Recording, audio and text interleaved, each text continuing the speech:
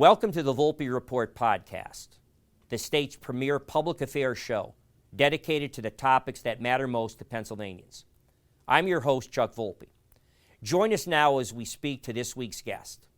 The following half-hour show is a paid political program and is not endorsed by this station, management, or staff. The following program is brought to you by Excalibur Insurance Management Services. We are pleased to welcome a first-time guest, one of the top leadership Republican senators for Pennsylvania, our very own Senator Lisa Baker, who represents the 20th Senatorial District and is serving in her 5th term in a district which includes substantial parts of Luzerne County, Wayne County, and all of Pike, Susquehanna, and Wyoming counties. I've teased Lisa that she has almost a congressional district. She is part of, as I already said, top leadership in the Republican Senate, serving as the Majority Caucus Administrator. Among her most important committees is Majority Chairman of the Senate Judiciary Committee, as well as Vice Chairman of Aging and Youth Committees. It's because of this experience that she's gained from the Judiciary Committee, as well as the Committee on Youth, that accounts for her unique perspective on the recent horrible pardon granted by President Biden to former disgraced Luzerne County Judge Michael Conahan, as Biden commuted Conahan's 17-year sentence for his bad role in the Kids for Cash travesty. Lisa, by the way, we will discuss that on today's show. Lisa is also, importantly, an inductee of the Pennsylvania Department of Military and Veterans Affairs Hall of Fame. She has distinguished herself as a strong proponent of Veterans Affairs, having also received the Silver Distinguished Citizens Medal from the Marine Corps League of Pennsylvania, as well as the Outstanding Service Award from the Pennsylvania War Veterans Council. Lisa is a graduate of Dallas Area High School and received her Bachelor of Arts degree in Government Administration from Shippensburg University. Because of her unique position and leadership in the Pennsylvania Senate, we look forward to talking to her today, not only about the Conahan commutation, but also what we can expect from the participation in working with Democratic Governor Josh Shapiro and what grounds for compromise that he's going to have to make with Lisa and her colleagues in the Republican Senate. We think you'll find today's show interesting, especially since in about a week or so, the governor will be announcing his budget address in Harrisburg. We hope you enjoy today's show. This is the Volpe Report, a weekly news and political interview show examining the latest local, state, and national issues with Chuck Volpe. Insightful, informative, controversial. The area's premier political talk show, the Volpe Report.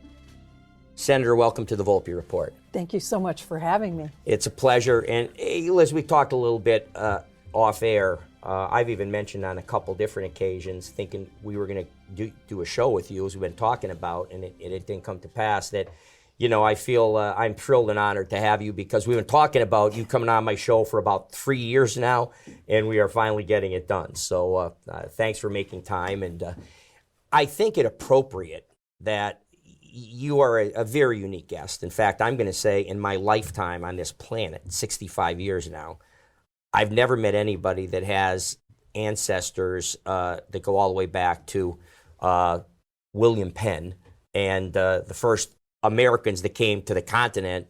And in William Penn's case, our state's namesake, Pennsylvania, was, of course, he became the governor of Pennsylvania, and then the state took his name. And they added Sylvania to Penn. But your ancestors, being Quakers, came over. I don't remember the ship, you can tell us that, but came over effectively with William Penn. That's pretty rare air.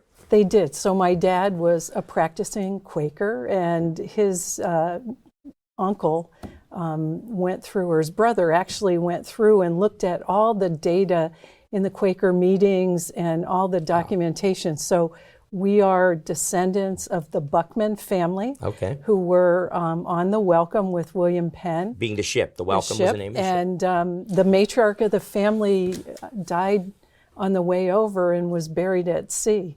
So William Buckman and his family, as the history tells us, lived in a cave along the Delaware when they first arrived in 1682. He was a carpenter. Wow. And so delighted that my dad's brother, really long before Ancestry.com, found that. So we can take it back to double grandmothers and the lines Pretty of the neat. family, which, when you think about the history of Pennsylvania, the Senate chamber, just the magnificent Quaker heritage is course. all around me every day. Of course. And so when I say lifelong Pennsylvanian, Yeah. I mean it. No kidding. We're coming up on 400 years. Amazing. And I have to ask, just morbid curiosity, in a moment of pique or anger, which will happen in deliberative bodies when you're arguing with your fellow senators on issues, do you ever bring out that trump card? Hey, my family knew William Penn and came over with them, and that would be a kind of a conversation difficult to come back to that. Actually, I did the opening day of prayer for Senate session this year on swearing-in day, and went to silent prayer, silent reflection, which is tradition of the Quakers, because they believed in a direct inner light with their God. So yes, I do on occasion bring it out and showcase it when I'm showing people the Senate floor and all the beautiful murals that Violet Oakley, Quaker from Philadelphia, put and designed throughout the Capitol. Wow, great story. As I said, Thank you. 12 years now of this show, and well over between 500 and 600 shows and all those guests. And, it's rare I cover somebody or interview somebody that we get into ground that's, worthy of pause. So Thank you. Wonderful story. Thank you. So now let's talk about a couple of things. I think we have to take a moment to reflect. The swearing in just happened, and on his way out the door, President Biden, in something historic, by the way, effectively granted not just pardons, which he's already done, and I want to talk to you about, but granted preemptive pardons, and effectively preemptively pardoned pretty much anybody that might, including the rest of his family, first cousins and brothers and wives, and so you have that issue. Right up here, though, he touched, believe it or not, a case that is a nerve for a lot of people, as it should be. He commuted the sentence of Judge Michael Conahan, who was sentenced in the Kids for Cash travesty that took place. But you were outspoken on that. You were not involved in the case, but as an elected official involved and watched it. I like your comments because, again, you were pretty outspoken condemning that commutation. Speak to it. History will not be kind to Joe Biden for what he's done, both with his own son and with Michael Conahan. When you think about clemency for that case, it's an outrage for all of the victims, all of the people who were involved. We spent the last 15 years putting safeguards in place in our juvenile justice system because of what happened. And the idea that you would commute that sentence, and granted, I know he's been out in his home because of COVID. That was a decision of the Department of Corrections or the Federal Bureau of Corrections. But when you take that step of granting clemency to an individual like that, and I think of the families that I have met with and talked to, it was just an absolute outrage. And I think history will not be kind to him. People here can't believe that that was the person he decided deserved that. Yeah. How does that happen? And the fact that the city of Scranton has named the expressway for him, I would say prematurely. Personally, I don't think public officials should have anything named for them until they're out of office. Right. Until you get to see what travesties and heinous acts of corruption they will still commit. It's safer when they're out of office because they've done their public service, and if meritorious and honorable, then you want to have it done. But no, we tripped over ourselves here to rush to judgment with him early on, to your point. We have an expressway, Spruce Street. Businesses were almost universally against it on the whole 3 blocks of the main part of Spruce Street. They have literally years and decades of familiarity with the address and all their shipping labels and all their. Sure. So at any rate, but now, as you're aware, not only down in Luzerne County, Lisa, and in your senatorial district, but all the way up to Scranton, the outrage in Scranton, the demonstrations, the speaking at the commissioners' meeting, public commentary, a movement has developed. And our mayor of Scranton, Paige Gebhardt-Cognetti, endorsing Biden and endorsing the name staying, along with a majority of Scranton City Council, have decided to continue the name. But all things in life, they say, what's that famous line? And this too shall pass.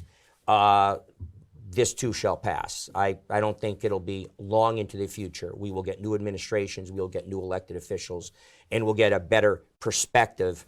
They should keep the old stuff on standby, just my view. But I would agree with you, and we're actually looking into, it's a 4-digit road that the state of Pennsylvania has oversight over, and so we're looking in to see whether or not legislation at the state level could possibly change that. Initially, I wasn't sure about that, and so I think it's appropriate. I don't think he's deserving, and honestly, if they made the decision prematurely, they certainly made the decision prematurely. Yeah. Well, that actually presents us a nice little segue, because you're talking about what you're going to do as a senator and what you're going to do in a Republican Senate where you have the majority and you can pass that legislation. Well, that brings up the issue, though, because the segue I'm referring to is at some point, if that legislation happens, that'll find its way to become law to the governor's desk.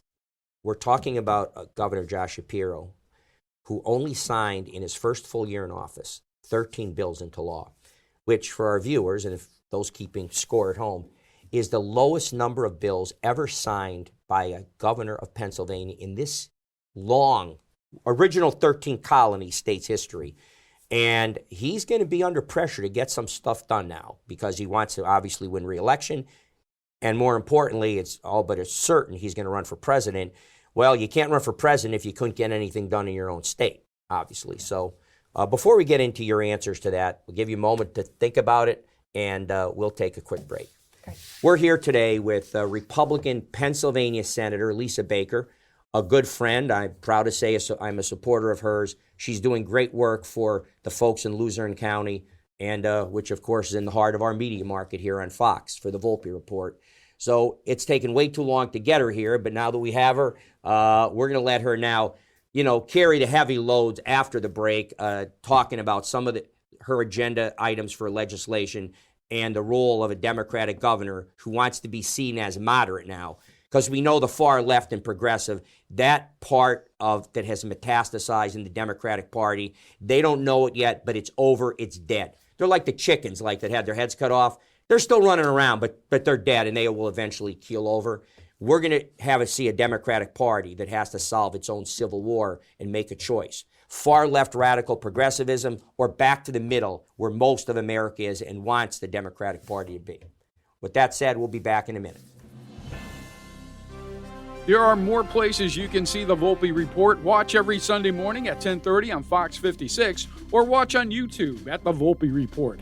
More ways to watch. Still the same premier political talk show dedicated to the topics that matter most to Pennsylvanians. Welcome back. Again, we're here with Republican Pennsylvania Senator Lisa Baker. And Lisa, let's talk now about your legislative priorities in the Republican. You're in the majority in the Senate. Mm-hmm. Republican majority, we obviously are looking at the things that are important that we hear from constituents about. Good jobs. We want permit reform.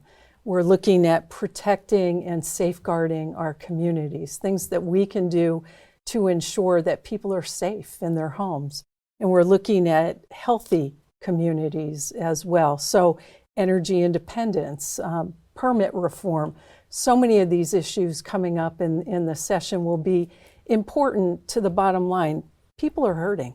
Pennsylvanians are seeing inflation and the impact to their checkbooks, to their kitchen table. They are looking for us to make change at the state level, just as they're hoping will happen at the federal level.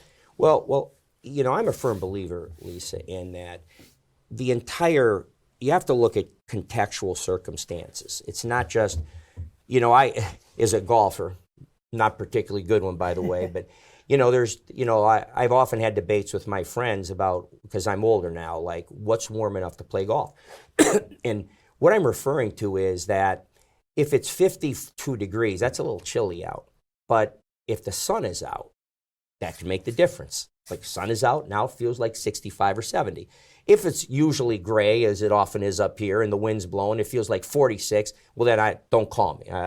My old joints don't do that. Well, people are saying, well, what the heck does that have to do with this? Well, here's what it has to do with this.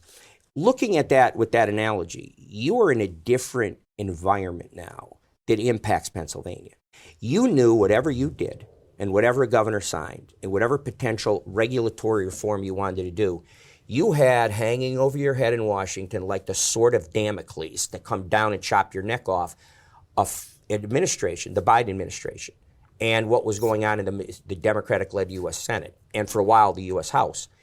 You couldn't do a thing because the Interstate Commerce Clause, back to the Constitution, permeates so many various avenues that you would deal with as a state because it impacts, for example, you export oil and gas and natural gas from Pennsylvania. We're an oil exporter, a natural gas exporter. Once it crosses a state line, there's federal jurisdiction. So that gets back to, and then they're not allowing it. They're not allowing. They're cutting down. They're disincentivizing banks and investment banking firms to invest in fossil fuel. But that was then. That was until November 5th. Now you operate in a Senate, Lisa, where the sun is out. It feels 10 degrees warmer because now you have a federal government and a president and a united Congress. I'm quoting his inaugural, drill, baby, drill. They're going to strip away regulations. He's put people in charge in some of the areas you're talking about that their mission is to not only cut down the federal bureaucracy, but to cut down the onerous regulations that should help Pennsylvania. So do you see that as something that's going to play into, you have a much stronger hand now to play because the government is that wind pushing your sails instead of the headwind in the typhoon pushing you back. So, well, if you look at, and you mentioned Reggie and the Regional Greenhouse Gas Initiative for our audience. And the fact that the governor has appealed that, and that is a tax on energy consumers here in Pennsylvania. Of course. Without question. The court has ruled that. We believe that. But if you look at northeastern Pennsylvania, my senatorial district, we have some of the most robust natural gas reserves in the Commonwealth. And there isn't one rig currently in Susquehanna or Wyoming County by Coterra Energy right today. And so when you think about what a waste. Looking at the need, the demand, the cold snap, all of that, you look at PJM and where we generate the energy from. It is natural gas, coal-fired plants, and nuclear. The renewables are there, but certainly the demand we're seeing right now, we need that robust use of natural gas. And so in order to do that, we're going to need pipeline infrastructure. And all of it, we say, do it appropriately. We understand to protect the environment and do it without impacting our water and our neighbors' public safety. But we need the ability to get that gas to market. And we see it coming with AI and back office operations, call centers, and data centers that are looking to locate here in northeastern Pennsylvania.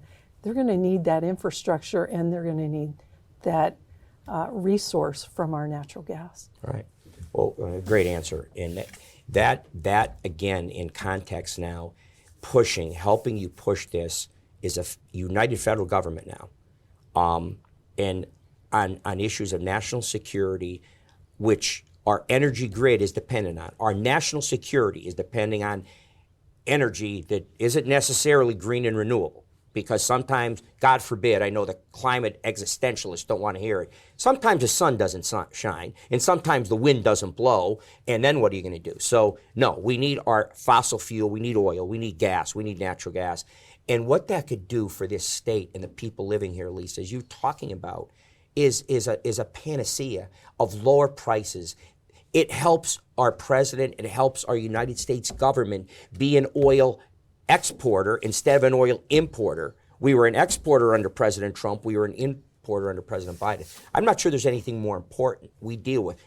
Democrats like to talk about existential. That's an existential issue we have to deal with. And you look at what the impact will be to all of our landowners in northeastern Pennsylvania who pay tax on that resource that's in their property. It's not the government's resource, it's the landowner's resource. And back to the point you made very well, RGGI, the Regional Greenhouse Gas Initiative, is a tax. And it's being, instead of getting the benefit of lower everything because we are such a powerful, second only to Texas in terms of what we have the capability of doing. I won't even mention California and New York because they won't allow anything to be done in their state. Governor Christie from New Jersey was on this show a couple years ago. He talked about tankers running through New Jersey into New York interstate with the big red star. They're shipping in gas from Russia. This is before the Ukraine war broke out. And really? And we have that issue in Pennsylvania, which gets back to our governor. He wants to be a national figure. He wants to win re-election for governor. He can't just say, oh, I'm protecting the office and I'm really a supporter, Reggie. Against Reggie. I'm a supporter of oil and natural gas. His feet are going to be put to the fire in a lot of things, Lisa. I think you're right. I think you're right. And we will see, with his budget message, what his priorities are. At this point, we haven't gotten a glimpse of it yet, but interesting to watch. And let me ask you about another issue. We've talked about, he pretty much reneged on the issue of school choice, which he campaigned on, and then blamed the Democratic House, by the way.